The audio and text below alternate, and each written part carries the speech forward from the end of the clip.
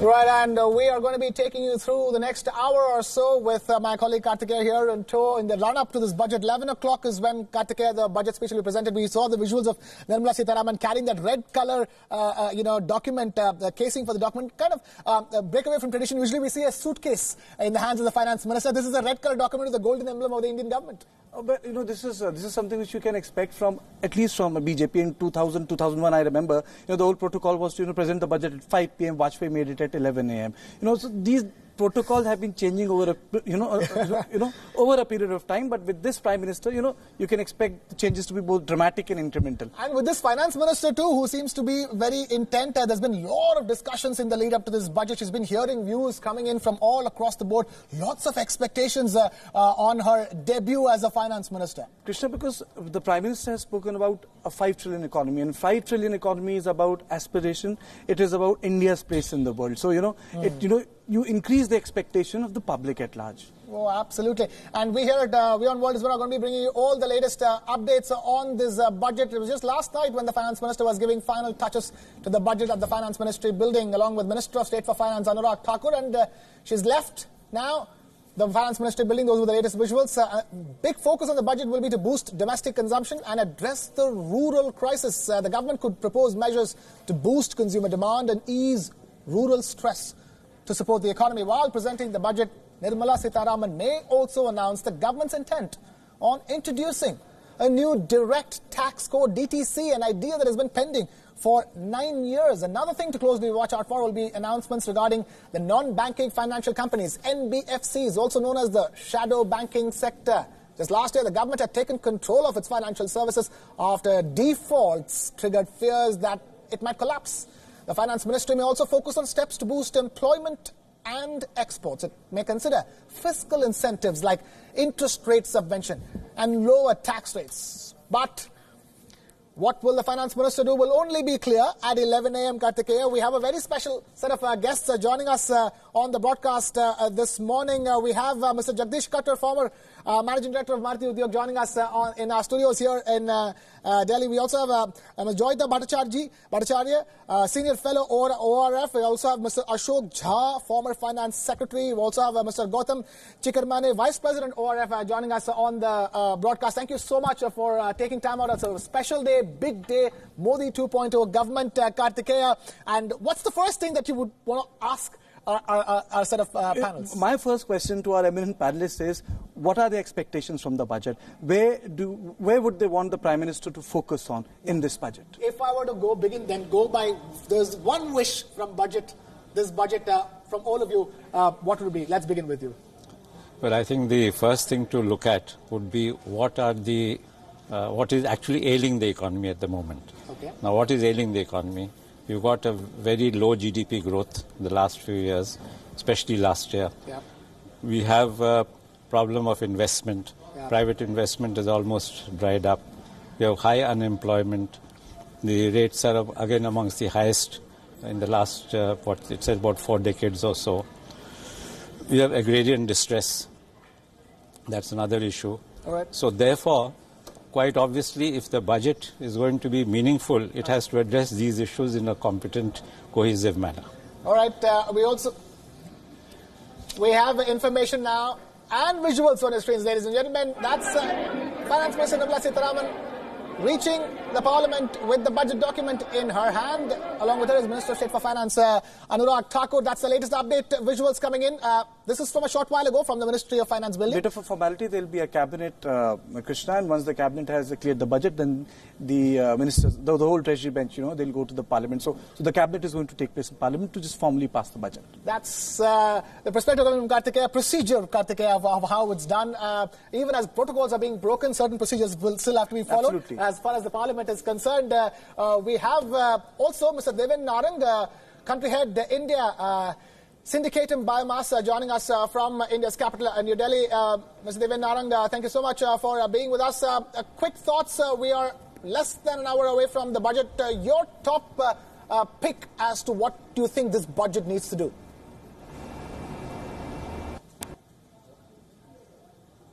I do expect the corporate tax should be lowered and government should do away with dividend distribution tax because the Indian industry has to grow. we cannot only rely on domestic equity or debt. We need to get overseas equity and debt, which is ready to come into India. And if you especially look at my renewable energy sector, to achieve the targets of 175 megawatts, we need $55 billion in debt and equity. And this will come in when the investor sees a clear path to get a fair return on his investment back in whatever currency, back into his home country. And this would also boost employment, because if industry gets this kind of capital and debt, they will certainly expand, and that would be available at better favorable rates.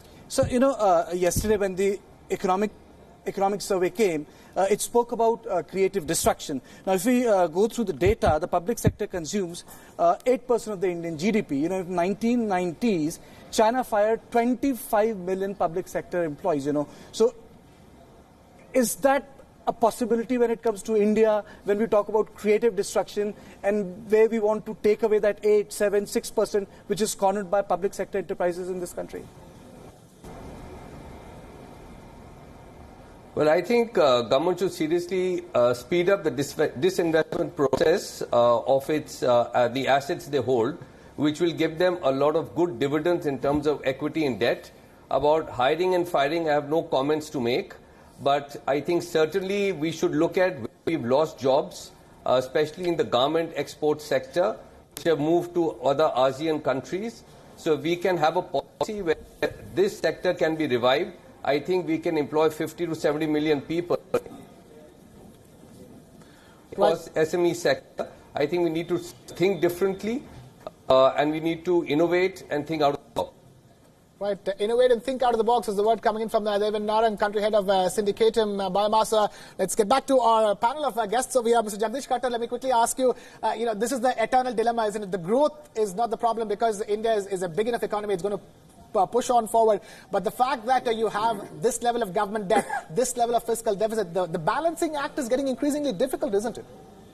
No, first of all, you inquired as to what I expect from the budget. Okay, I will ask you that first then again. First of all, I'm not a great believer that a budget solves all the problems. Okay. Policies come during the course of the year. And budget merely tells you your expenditure, revenue, deficit, etc. But what I would be looking forward to, we had an interim budget in February.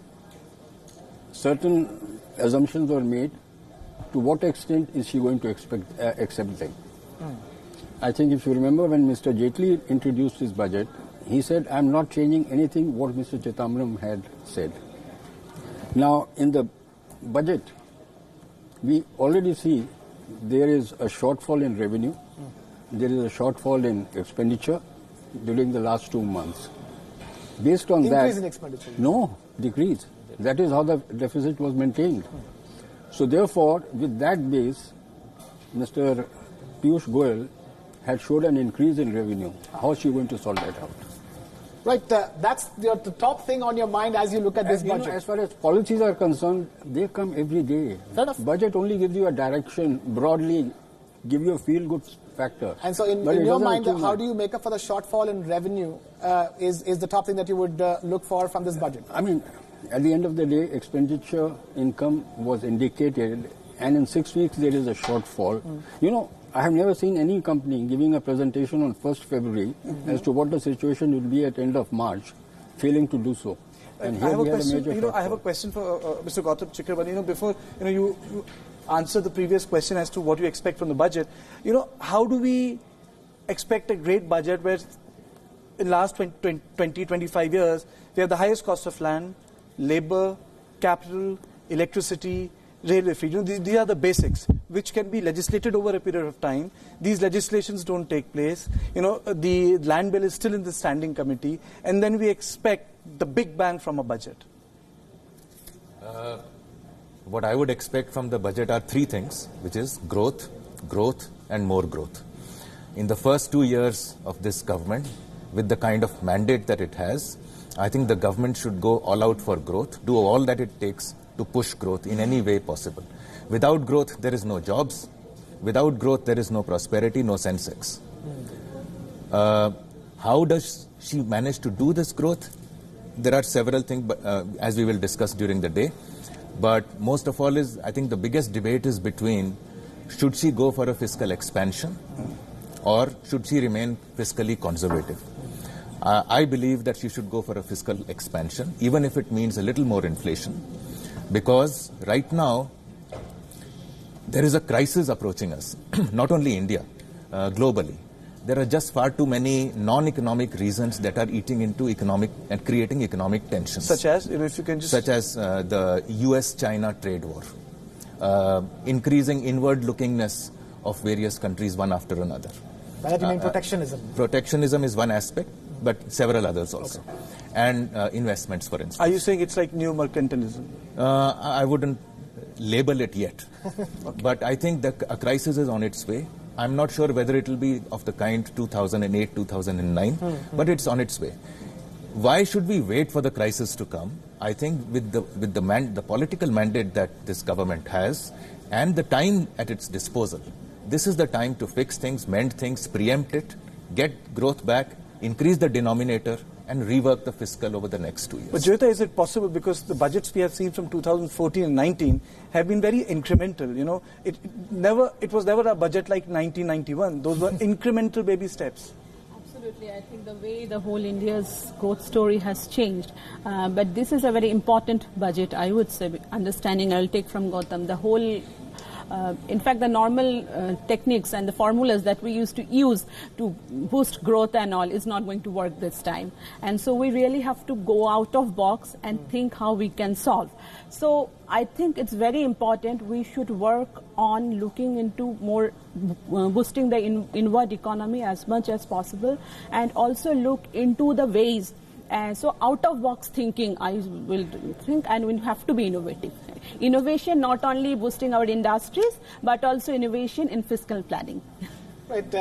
If I were to ask you, take off from what Joyita was talking about. Disruption. Disruption, do something that has not been done before, because that's the only way to do this tightrope walk of growth versus inflation. Well, actually, this is the first thing that we should recognize is that the finance minister's degrees of freedom to boost expenditure are very limited. Yes. See, if you look at any budget in the last few years, roughly 51-52% of the outlay is taken care of by just four heads. Interest payments, which account for about 24%, subsidies, about 11%, defense, another 11%, pensions, about 6%. Add them up, you're looking at 51-52%. So 51-52% of the expenditure comes preloaded is preempted. Yeah. You know, so that is straight away. To that, if you add the costs of establishment, that is central government's establishment, you will find that the finance minister has very few degrees of freedom left in which to do this balancing act. Now, the second point is, as one of the panelists mentioned about fiscal prudence or the lack of it. I am not in favor of throwing fiscal prudence to the winds, for the simple reason that it has a very, very damaging effect throughout the economy if your fiscal imbalance increases, because one of the main factors will be that you're going to be crowding out private investment. And if private investment is going to be the key to growth, then you're actually hitting at growth straight away. So I think that in my view, I don't think the minister is going to get into a fiscally imprudent situation. Karthikeya, I'm going to quickly take a dipstick poll. I was going to come to you. Between fiscal expansion and fiscal prudence, we have one vote for fiscal prudence, one vote for fiscal expansion. Mr. Khattar? You see how I agree. Fiscal prudence is required, otherwise you'll have a problem in FDI coming.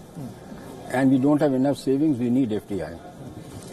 Out of the box, she said, we have 10 PSUs who account for 82% of our losses.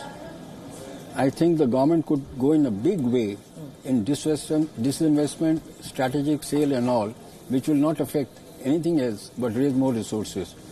As you mentioned, are they brave enough to do it? Mr. Bajpai had done it. I can give you an example of Maruti. Government had invested 16 crores. At the end, they got 6,000 crores. So there is a lot of value lying in it, as long as it is properly packaged, properly sold. That's the only way where you can have fiscal prudence and still raise money for investment. So out of 3, 2:1 for fiscal prudence should be the top priority. Joyita, your vote. Fiscal prudence versus fiscal expansion. I will always go for fiscal prudence. I would 3:1. 3:1. Kartikeya, that's very clear. So the mandate for Nirmala Sitharaman from everybody else is very clear. Whatever you do, please maintain the fiscal. 3:1 still.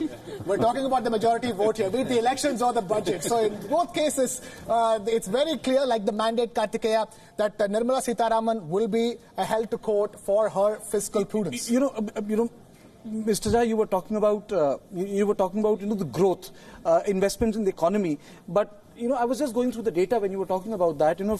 For us to grow at 8%, it will require investment of infrastructure. Investment of 1 trillion, where do we get that money from? Ultimately, you need that money to create that little surge. So where are we going to get that from? Asking me? Yes, absolutely. Yeah. You see, that is, it is futile to expect the government to produce that kind of money. Okay. It has to be produced by the private sector by making the environment suitable for the private sector to step in. See, even earlier, when there was a push at infrastructure growth, it was expected that government would put in maybe 30%, 70% would come from the private sector. So similar kind of formula needs to be devised. And as far as the government is concerned, instead of raising taxes, because I think we are already a pretty highly taxed country. I mean, if you look at our, corporate taxes, the recent report said that our corporate taxes, effective rate of taxation is about 48.3%. What should be the ideal? Well, global average is 24. So therefore, an ideal, of course, in this kind of situation, there is no ideal, but the average is about 24. Lesser the better. Yeah, so the point I'm trying to make is that we are already heavily taxed, both corporate sector as well as individuals. So you have to look at other sources of funding.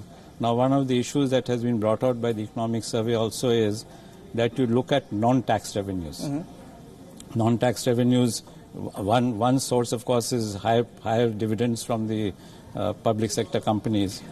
The other is asset monetization, which again they've talked about in the economic survey. The public sector undertakings have huge assets. Whether you want to, monetize some of it. For instance, railways and the Defence Ministry, they are the 2 largest landholders in the country. Absolutely. Whether you need to, do something about proper utilization of that land, otherwise monetize it.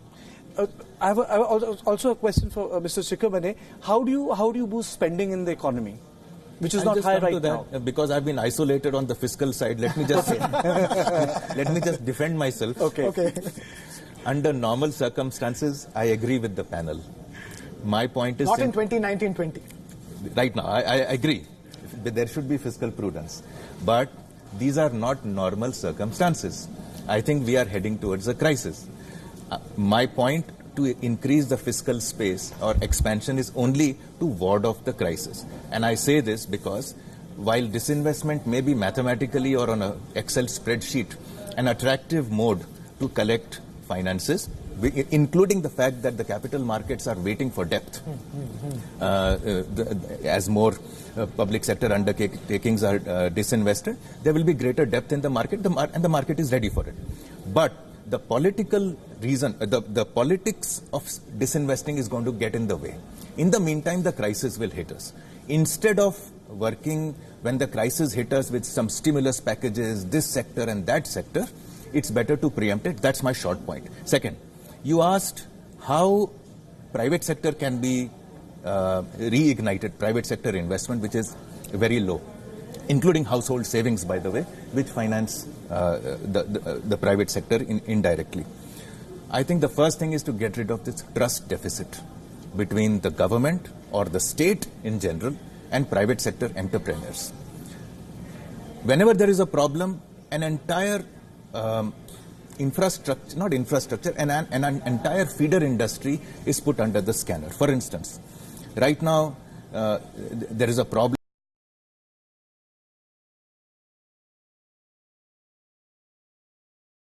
has been said, a direction has been given that you will not account for the next 5 years, okay, which is very good.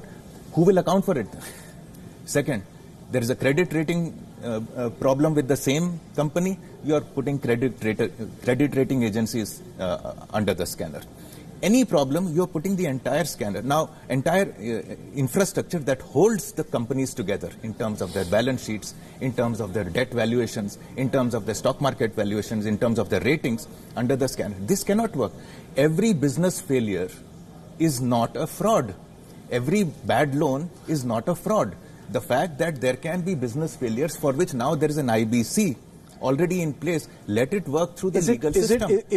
Why do we need to just destroy everything? No, it's a very fine point you have raised. Is it because of the fact, and it's a political question, that the way NPA controversies have been covered, the NPA controversy in the sense that the public lending by the public sector banks, the way it has covered the private sector, is it because of that? See, there was an old way. Before we get ahead, I love how this topic has been discussed without any names over here. Please continue. There was an old way of doing business. This government has come and started or is initiating a new way of doing business. The new way of doing business includes IBC. It includes the Benami Transaction Act. It includes GST, where there is very little room for anything, for money to escape the legitimate economy. We are now in the transition point. How do we move from the fast way, and you cannot blame anybody, that was the way, that was the reality there. How do we move from the past to the present? We are stuck here, we are like Trishanku. We are stuck between the heaven and the earth. How do we move towards the earth is the question. How do we get into the new way? You know, heaven and the earth really lit you up. No, I'm going to the basics. Everyone talks about manufacturing and employment. It's not going to take place so soon. If the industry, various industries are working at 60-65% capacity, there is no way that they are going to invest more. You can talk about anything, it will never happen. So you have to create demand, etc. That is a part of the development. But you know, there are certain sectors in which you can create huge employment with least investment. He mentioned about textiles, handlooms, handicraft, mining. We are importing 200 million tons of coal. We are not opening up the mining. What is required is a policy change. That's only what is required today. You're spending billions of dollars on import. We are very strong in leather industry. It's gone down by half. Gas. You know, I have worked in Kanpur and Agra. I know 70% of the people are unemployed here. So these are the things which can take place without investment, only with change in policy and some focus and the management. These are areas, real estate is held up. So sorry to stop you because you were talking about employment. You know, the data shows that MSMEs, you know, I was coming to MSMEs. You know, they employ 23% of the workforce. Large companies, they have 77% of the workforce. But the manufacturing of MSME is 85%. And large companies as 15%. You know, my question to you is... Aggregators. Let's face it, large companies are aggregators of small companies. So you can really work out their value addition and their total part of it. After all, car company produces only 20% within the four walls. 80% is taken outside. So, you know, these data can be misleading at times. But MSMEs are the ones who really create employment and who really support the big companies. You know, big company which will come from abroad will first find out what is the structure of SMEs in the country. But the critics say that, you know, we are encouraging MSMEs to remain small. That's correct.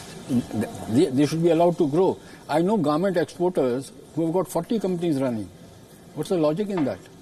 Because that's a part of this. So, you know, these are very small policy calibrations, these things, and which can have a huge effect.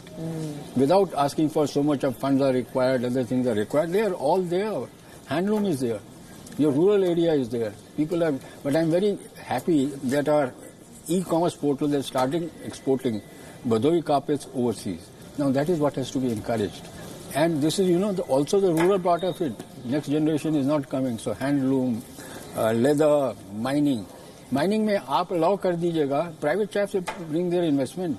I think Mr. Agarwal of Vedanta has been saying day in and day out, India is sitting on a gold mine in mining, open up mining to various sectors. So there are a number of things that can be done, which are not a part of the budget, but which can have the effect that we are talking about, overall growth and employment. Right. Joyita, before we go to the other guest who's joining us, Joyita, you've been waiting to say something on what Mr. Khattar was talking about. Absolutely. I just want to say that, we should focus, if we really want to boost the economy, understanding the size of the population we have, we really have to do something to boost our rural economy, which is also the focus. And here I totally agree with him that we need to boost the small units and all, and we really have to look into those infrastructures we have to create. And here I strongly support that we have to focus on the infrastructures. It's not only the reforms and the infrastructure, and here private sectors come in also. So these are, if we really want to go ahead, and the options are there. So if we are serious, if we can focus, we can go ahead. And it's such an irony that, year after year when we discuss budget, we talk about infrastructure in agricultural sector. And a basic thing like cold storage chain links are literally absent.